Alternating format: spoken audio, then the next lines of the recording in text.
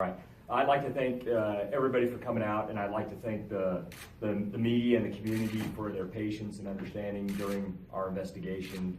It's taken some time to get a lot of the facts and details together.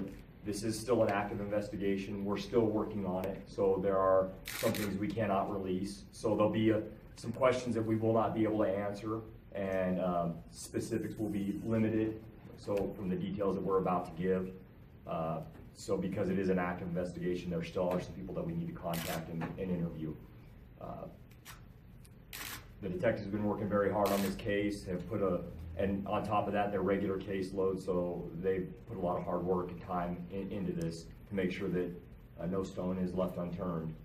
On 3/27/17 at 13:20 hours, or 1:20 in the afternoon, officers responded to two locations: the end of Pocatello Creek Road, where it intersects with Moonlight Mine, and Golden Gate and Olympus.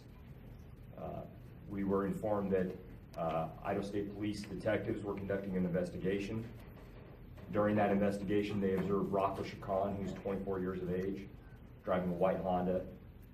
They knew he had some warrants for his arrest, and they also were aware of his history of fleeing. Because they knew that information, they boxed him in as he approached the intersection of Golden Gate and Olympus, and conducted a high-risk stop. During that stop, they identified themselves as police. Chacon revved his engine to his car and accelerated very quickly, attempting to flee. When he did that, he struck an ISP detective who was positioned in front of the vehicle. That ISP detective did suffer some injuries. Because of what they saw and observed, there was 3 ISP detectives that shot at the vehicle. A pursuit then began, and it involved 6 ISP detectives. The pursuit went north on Olympus, all the way down to Pocatello Creek Road, where it turned west, and it went west all the way to the end of Pocatello Creek Road. There's a dirt road that extends, and then there's a gate that closes off that dirt road, and that's where the pursuit ended. Once they were there, Rocco fled on foot and was quickly apprehended by the detectives. They then realized that there was another person in the vehicle who's identified as Shaylee Williamson, and she's 20 years old, and that she has suffered some injuries from the gunfire. ISP detectives immediately took out their medical kits and began to provide medical aid to both Chacon and Williamson. They called for ambulances, who responded to that location and later transported them to the Port Medical Center.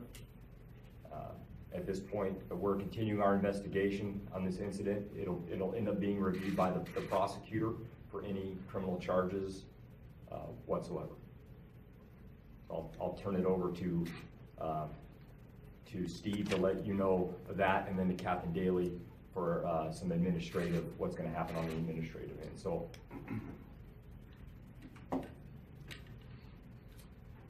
When the reports are completed, they'll be submitted to our office for review for criminal charges involving the passengers in the vehicle. Those same reports are going to be sent to another prosecutor, maybe the Twin Falls prosecutor, for his review of the officer-involved shooting, because those are 2 separate investigations, and it's our practice. Some of the counties in South Idaho trade off on reviewing officer-involved shooting, so it will probably go to Twin Falls for review and determinations made if charges are appropriate. As far as charges on the occupants of the car, we'll review and, if appropriate, charge and prosecute for any criminal acts that were committed by the driver and or passenger. And at this point, I haven't seen any reports, so I don't know what charges may or may not be appropriate.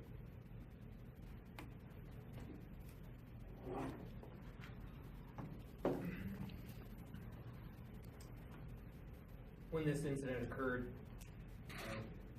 we requested the Pocatello Police Department to conduct a criminal investigation into the incident.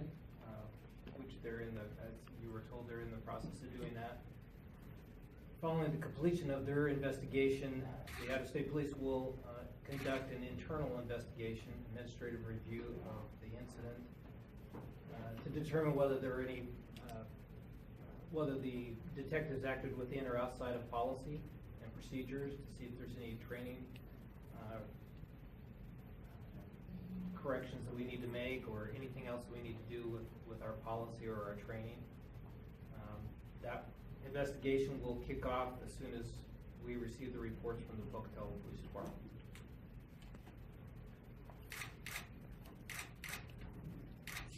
Is there anything we need to clarify in reference to the information we provided?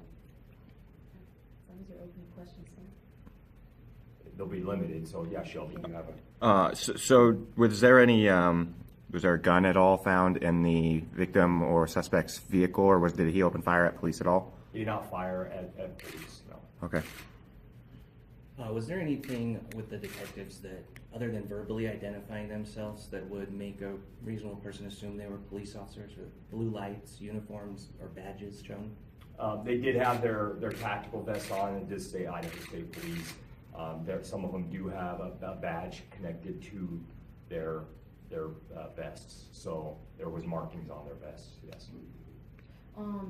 Shaylee Williamson, right? That's the Correct. passenger's name. Any idea as to why she was with Rocco? Does she have a criminal history? Are you guys, I mean, I know you said as far as charges, possibility may or may not, but is she someone that you guys were worried about too, besides just being shot? Or? Just, we're concerned that, you know, she was injured during the incident, absolutely. As far as her history goes, I have not looked at her history. Okay. Do you know how Williamson's doing? Do you have an update on her condition as of now? I don't know what her condition is. I haven't, and I can't really release a lot of information on her, so. Gotcha. And you said that you're not sure, or the reports haven't been finalized in terms of what potential charges Chicano or Williamson could face. We still need to interview a few people, and then compile everything together and make sure that we haven't missed anything. So we're still in that process.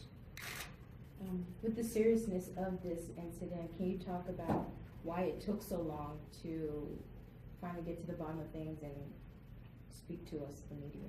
Well, we did do an initial, we did talk to you guys initially about it. I did do a story with the Journal 3 or 4 days ago. So there has been some communication with the media. But we don't want to put out any information that may be incorrect. We don't want to put out anything that may be misleading. We still have an active investigation. Anytime we have an investigation, whether it's involved in an officer-involved shooting or domestic violence or anything, we don't release a lot of information until we have all the facts. And we're still working on compiling some of the facts and interviewing some of the people. So there was quite a few people to interview. There was quite a few things that needed to be done on this case. So that's, and there was no active threat to the public after the incident had occurred. So we have time on our side, so we're gonna make sure we take that time to do a good, thorough job. And another thing you had mentioned too, with the officers knew Chicano was a high risk, I forget the term they used, but having to stop him and cornering him, where exactly did you say that cornering happened again? On Golden Gate. Okay. And Olympus, there's at the intersection there, just to the west of that intersection. Okay. And so did the officers get out of the car? Because you also mentioned an ISP detective was injured. Correct. So they got out of the car and how did they block? Did they block them, like standing around the car, or how'd that work? Correct, they were around the vehicle. So I'm not gonna get into their exact positions or what their tactics, specific tactics were, but yes, they were out of their cars. And where did they come from initially before getting to Golden Gate and Olympus? They were conducting an investigation in the area. Okay. That's all I can release right now. Okay. You said that 3 officers fired. Is there an accurate count of how many shots were fired? And I'm sorry, go ahead. Go ahead and finish. And then is there any video evidence that's being considered, like dash cam video or body camera video? We do have some rounds that were fired, yes, but at this point, I'm not gonna release that because it's, we're still in the process of the investigation, and there's still some things that need to be done.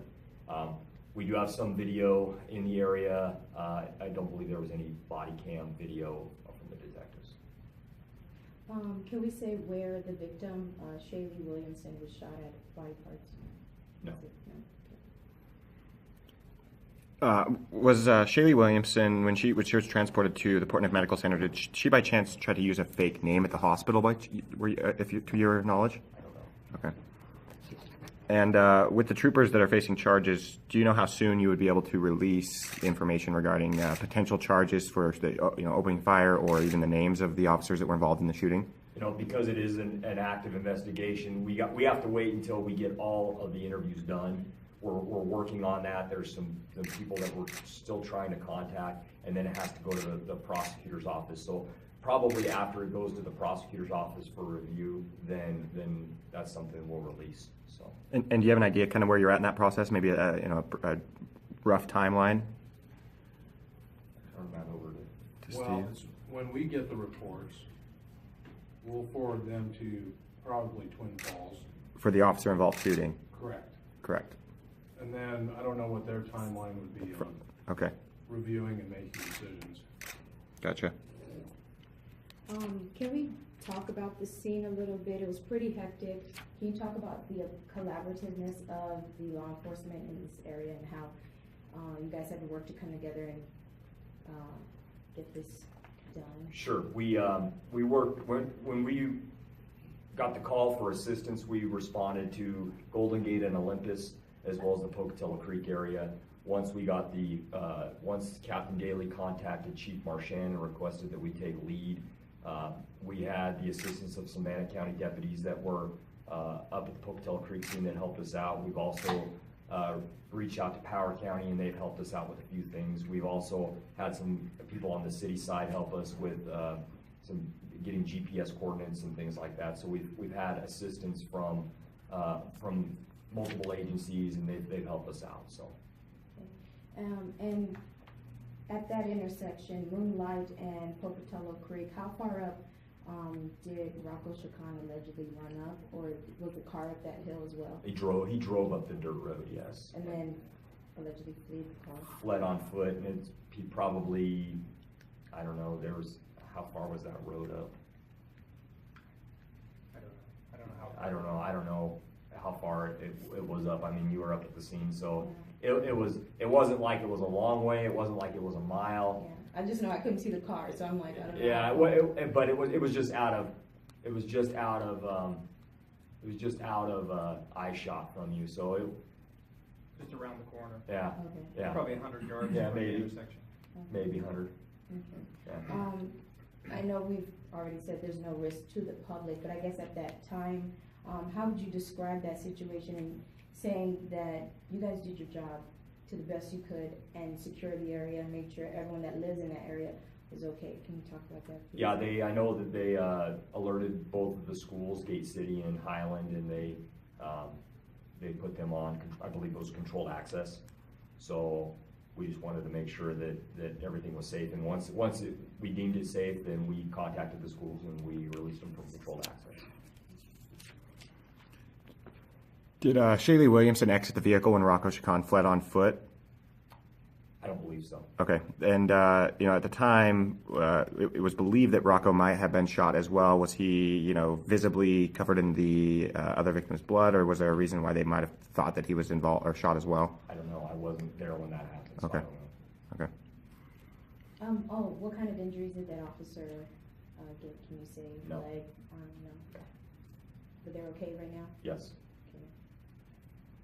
Was the officer transported to some sort of medical facility regarding to his injuries? I'll relate that to Captain Daly. He did seek medical treatment. Okay. Was that immediately? He wasn't transported. Okay.